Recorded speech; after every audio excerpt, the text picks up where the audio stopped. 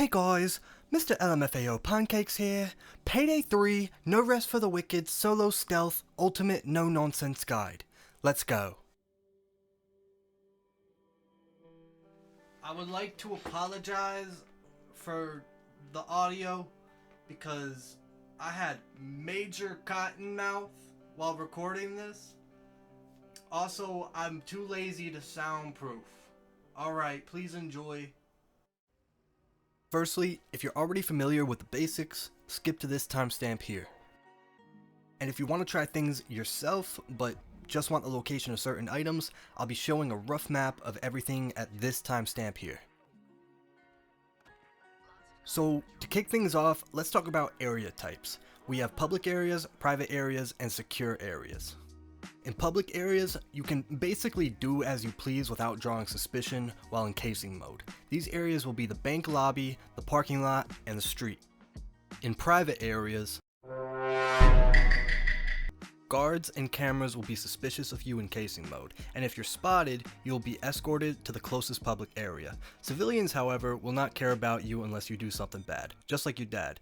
These areas will include the backside of the bank, the staff area behind the teller's desk, and the majority of the second floor. And finally, in secure areas, guards, cameras, and civilians will be suspicious of you and will hear your footsteps if you're sprinting. If spotted in casing mode, guards will try to arrest you, and civs will yell for the nearest guard. You already know I'm obsessed with it. I can't get enough. Back with another milk. Help! Help! Help me! These areas include the roof, the camera room, the power room, behind the teller's desk, and the vault and pre-vault rooms. One more small tip before we're started: detection speed. Very simple. The further away you are from a guard, the longer it'll take for them to spot you. Meanwhile, if you're crouched, it'll take longer to be spotted as well, with the cost of movement speed. And while sprinting, you'll be spotted the fastest, with walking speed being in between. With that out of the way, alright Ramblers, let's get rambling! The first thing to take in mind is your spawn location, as this connects to the location of the escape van. If you spawn on the left, the van will be parked in the parking lot. Go figure. If you spawn on the right, the van will be parked in front of the alleyway. Each van location respectively is better depending on your strategy. This will be elaborated on later. There are several ways into the bank itself. You have the most straightforward option, going through the first two sets of double doors. Secondly, you can go through the side door in the parking lot. This is my preferred option. You also have another side door opposite of the building in the alleyway. However, this door can only be unlocked from the inside, so it's basically useless. Now, if you go past the parking lot door, you can easily enter the alleyway and head upstairs onto the roof. I wouldn't suggest entering this way, as you can effortlessly be trapped by the... And then we have the windows, all of which are in the alleyway. You can cut these windows open and enter into either the manager's office or conference room on the ground floor, or the employee lounge on the second floor. I highly advise against this, as you have to mask up to even jump through the windows, and apparently we superglue the mask to our face and can't take them back off. Now, our first objective is to disable the security box. It's best to do this first to avoid even more backtracking than we already have to do. The security box will spawn in 2 of 3 locations, the first being behind the teller's desk. This spot is guaranteed to spawn, and I also find it to be the easiest to access. The second location is straight through the double doors in the IT room.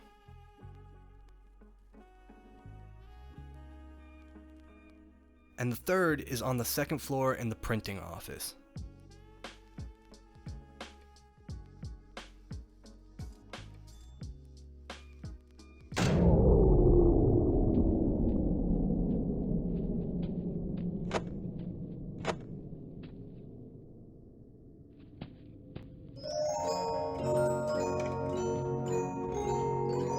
Our next objective is to hack the computer in the power room. However, we're going to need a few things before we can get there, as the door to the second floor is locked with a QR code scanner, and the power room needs a red keycard to enter. We can find the QR code by scanning a phone that will be in one of 4 locations. Our first location will be in the lockers directly to the left after entering through the door in the parking lot. Actually, what happens if I scan it?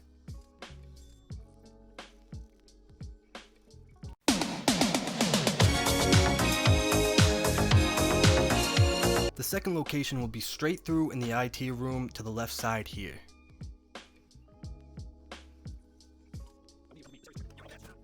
The third location will be in the conference room on the table closest to the door.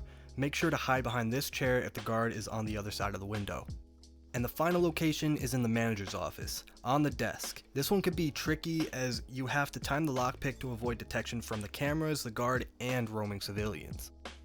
With the door to the second floor open, we have to get into the power room. Once again, we need the red keycard to enter. Additionally, there is a camera room that requires a blue keycard to enter. Before we move on to that, let me discuss guard patrols.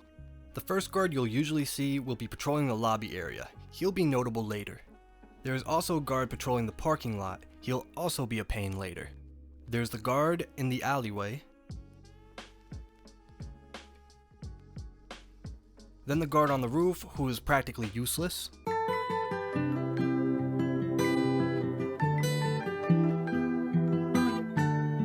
A guard in the ground floor staff area.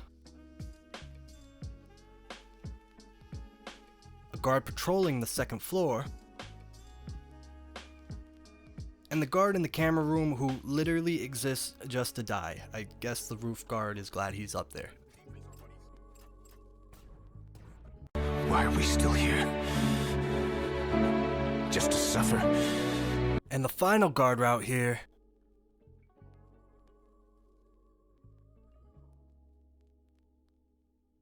is the pager man's domain. This isn't a man, but a monster. He is a Chad, top of the food chain alpha male. The only entertainment he consumes is Andrew Tate videos and the Joe Rogan podcast.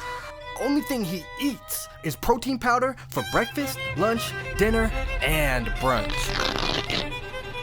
He is the immovable object and the unstoppable force. He destroys everything that steps into him. What the fucking shit you done the mic for? Playing your fucking mouth, mate. I'm a grown man. You sent me a message first, yeah? I live in Smethwick, Birmingham. If you want the fucking brawl, come down Smethwick, Hospitality. I'll come out my house and I'll break your fucking legs, you little prick.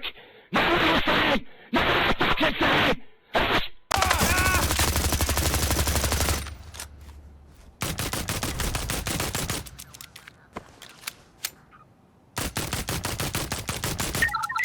Now, you see, the pager man might be dead, but he had one last trick up his sleeve, and that was his respawning pager.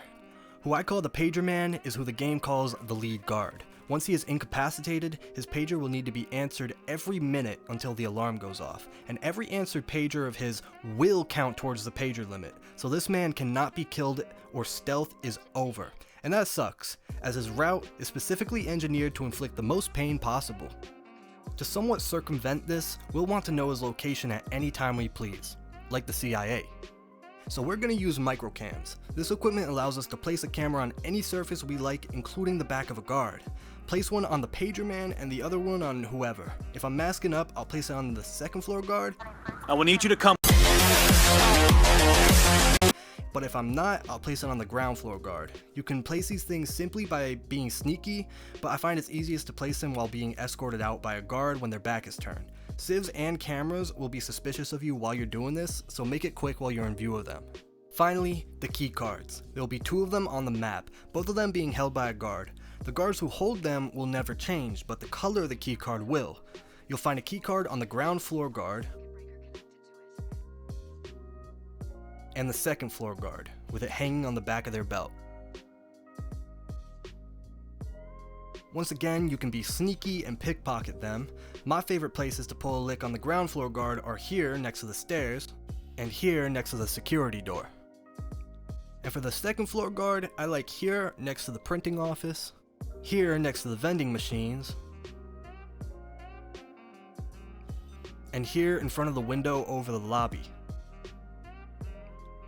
Now this guard can have an alternate route. He'll either be patrolling clockwise or counter. If he's in his counterclockwise route, you can use the previous location and here near the kitchen. Alternatively, you can pickpocket them while they're escorting you. I prefer doing it this way unless the former is quicker at that moment.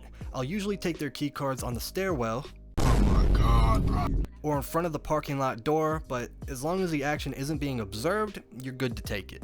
Oh, hell no, man. What the fuck, man? The keycards are color coded. There's the red and the blue keycard. Red is for power, blue is for the eyes. So the red will always open the power room. And the blue will open the camera room. The location for these rooms are as follows. The first location for the power room will be right around the corner across from the printing office. The second will be opposite of the stairwell door next to the kitchen.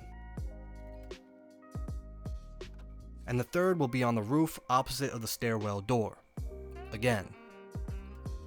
What are you doing? Hmm? What are you doing? Nothing. Me? Just hanging around. The camera room will be in one of those first two locations, around the corner across from the printing office, and opposite of the stairwell door again next to the kitchen. Again. Alright, let's roll.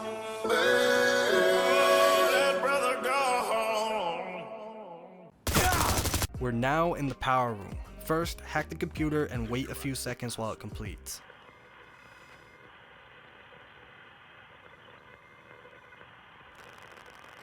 Element of surprise! Then go ahead and press confirm. Maintenance mode is now activated, and I have no idea what that means, but if you interact with the panel to the right, you'll see what switch you need to flip to open the vault security gate. It'll either be blue, green, white, or red. Now the security gate panels will be located right next to the gates themselves. There's one in the lobby closest to the tellers, and the other on the left side of the door in the ground floor staff area.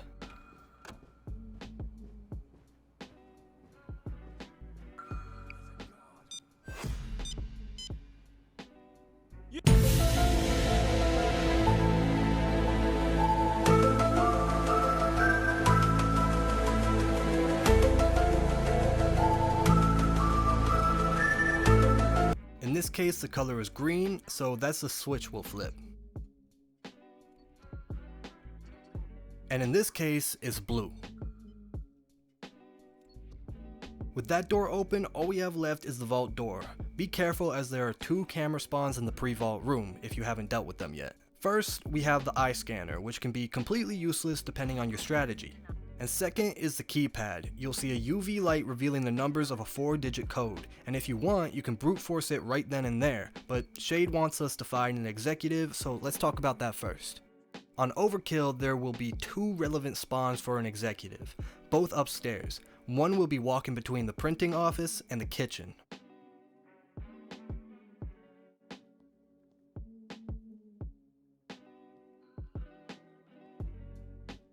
Another will be walking in and out of the cubicles adjoining the printing office.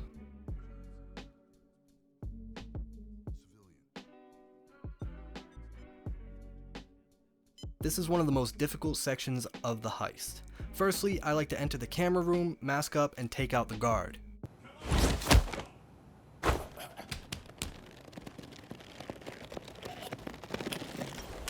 Speak. The map has been updated.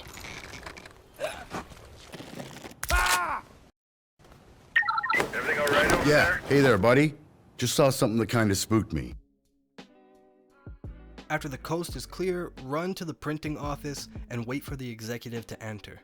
Either after that or before, control that cubicle room.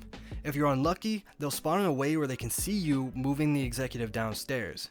You can move them in front of these bookshelves first, then move them in this corner in the other room. However, if there are more than 3 civs in here, it'll be tough to move them in time as the guard on the roof can see them tied up given the time. In the downtime, try to open the safe up here. When the civs are in a safe spot, run downstairs and take out the ground floor guard. What's going on over there? It's me, Jack Nicholson. I'm on set right now for the movie The Departed, and I'm looking for the game Hogan's Castle. Do you guys have that? Yeah, I can see that. That's good to hear. Along with any nosy civs, make sure to check where the pager man is before you do so. You don't have to control the conference room, but you can if you want. Just keep the civs away from the windows. Head back upstairs to where we left the executive. Timing is imperative, so stay on the microcams. When the second floor guard is clear and the pager man is on the roof, grab the executive and escort him downstairs. Once down there, throw him down in front of the vault door and move him out of sight after he's done. Tell me how it ended with the executive. Did the executive beg forgiveness? Make excuses? Promise power in return? No, none of those things. Interesting. I'm surprised he remained so composed. I tosti him on the bathroom floor. One more step until the vault is open, the code. Once again, you can brute force it, especially now that the ground floor is cleared. Or you can head back upstairs and find a code on a computer. The computer will always be in the cubicle area we previously gained control of. In this case, it wasn't upstairs because this part was recorded on a lower difficulty, and I couldn't get more footage due to the September 21st incident. The codes will be displayed in the top left corner, so no need to check the computer. 3 of the numbers will be wrong. It's easy to tell as only one code will contain all the marked numbers on the keypad, but there's no penalty for getting the code wrong. We're in the home stretch now, baby! As Shade says, once you open the inner door that holds the money, the die packs will start to count down, so only open it when you're ready. Interact with each blinking pack on top of the money stacks as fast as you can. Now if you're solo, which this guide is for, you will not get to disable all of them, so don't feel bad if you don't. The dyed money is still worth a few bucks anyway. You can do it alone, Capitan. No one doubts this. But success is easier to find if you search with friends, yes? So now the escape van location becomes relevant again. If you're masked up, you're gonna need the parking lot spawn. If you get the alleyway spawn, you're practically screwed. Because when you open that vault, the pagerman is programmed to change his patrol, and that patrol is in the alleyway exactly where the safest route to move the bags is. And on top of that, there's a guard already stationed there. So we're gonna move the bags through the parking lot. First, remember not to sprint in the vault area as the lobby guard and the second floor guard can hear you and investigate. In the parking lot, there are a handful of civs and 2 guards you'll need to worry about. When opening the door, check your corners for the parking lot guard. Try to spot him before moving forward. After that, move to the right and check if the alleyway guard is looking through the fence. If not, head towards the crate in front of that dark alleyway. Then use the 2 cars closest to the adjacent building as cover. Retrace your steps, then repeat until you've secured all the bags and escape. Guard. Easy with the bags, guys. It's a finely tuned piece of shit.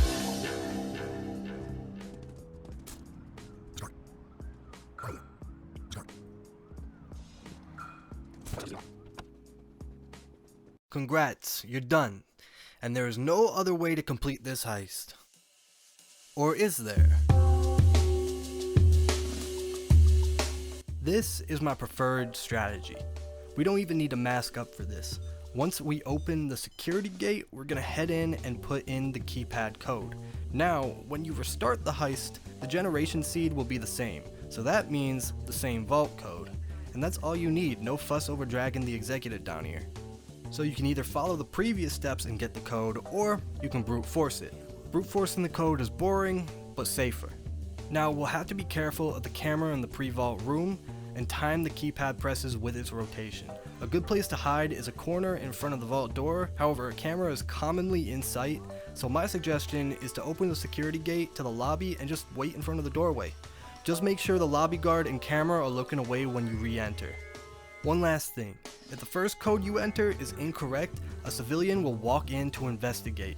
So step into the lobby and wait until they walk away. I believe this civ will only walk in once to check on things and will straight up not even check if the first code is correct. If you're brute forcing the code and you're bad at calculating permutations like I am, I'll leave a website that can help in the description below, like this example. One eternity later.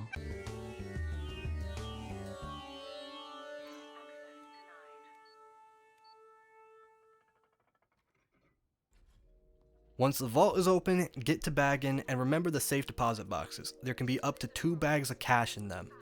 Now moving the bags is much simpler unmasked. When exiting, check the camera and the left side for the guard and exit through the lobby. In fact, you can even walk right past the camera site if you wanted. You can leave through the right side as well, but this can be very risky. Once in a public area, no guards will be suspicious of the massive duffel bag of stolen cash on your back. All you gotta do is get it to the van, the location of which doesn't matter, however the alleyway spawn is the fastest location for this strat.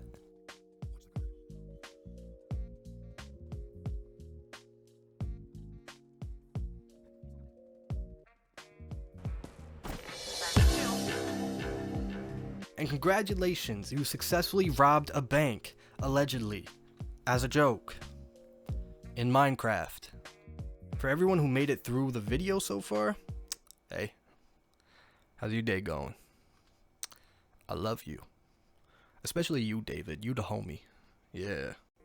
So now I'm gonna show those maps I mentioned earlier. This pick go hard, feel free to screenshot.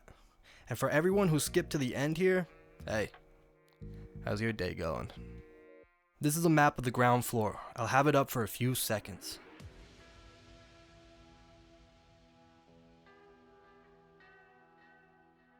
And this is a map of the second floor and the roof.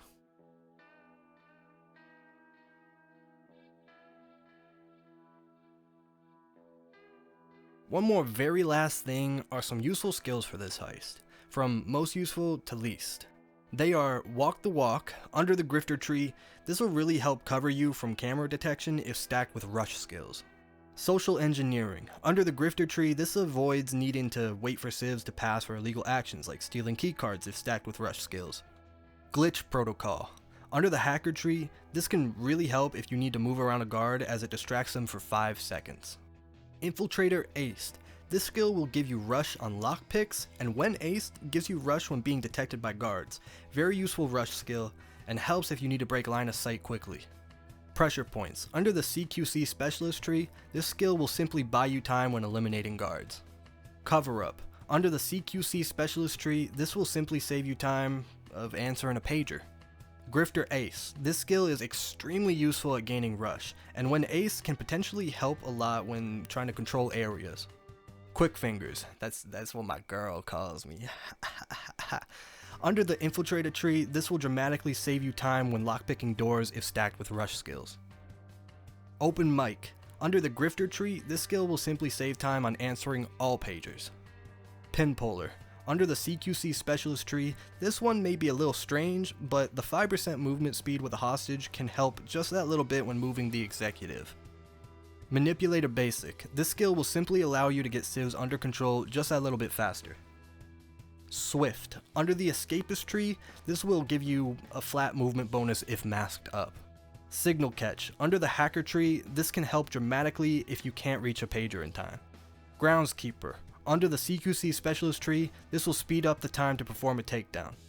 Overbearing. Under the manipulator tree, another skill to allow you to gain control over civs faster. Escapist basic. This will give you a flat rush boost for simply sprinting. Hacker aced and secure loop. With these skills paired, you could essentially blind a camera for a time if you need to do so, helpful in the vault area. And finally, CQC specialist. Kept you waiting, huh? This is another rush skill, giving you rush on a takedown. Now you don't need all of these skills, as I essentially completed this guide without skills, but they're bound to make your experience better. Finally! Oh my god, it's done! Wait. What's that? No. Wait. Make sure to subscribe so you can unsubscribe. I'll let you go now. Enjoy the next 3 years you have.